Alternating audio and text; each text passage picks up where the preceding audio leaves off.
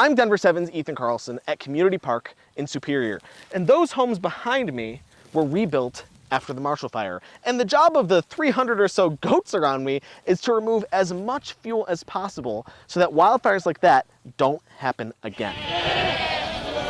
300 goats off to the races. The goats right now are doing about an acre a day. Jordan Sarazin is the owner-operator of Goat Bros. He and his goats have been hired by the town of Superior to clear out the brush near Community Park. What might look like slim pickings for you and me is a feast for this herd of hungry hooved helpers. They're taking basically everything that we see on top of the ground and they're recycling it to everything that we don't see under the ground. And while the summer brings out more vegetation, those plants are green and not very flammable. As we approach fall and go into winter, that's when everything is as dry as it's going to be. Dry plants can lead to major wildfires, as this community knows so well. These houses overlooking the park had to be rebuilt after the Marshall Fire burned them down just 3 years ago. Everything that we thought we knew about wildfires in communities like this and the precautions that were being taken before had to be adjusted because we had never seen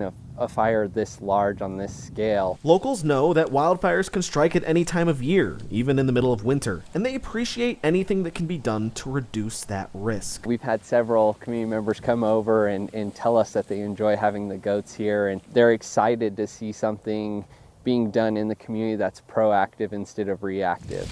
These gorging goats may not know it, but they're a valuable tool in the ever-changing world of fire mitigation. They're eating 750 to 1,200 pounds of vegetation. You could imagine how much that's reducing this dry, tender vegetation and how much flammable materials here. Hundreds of goats eating their way to a safer Colorado. In Superior, Ethan Carlson, Denver 7.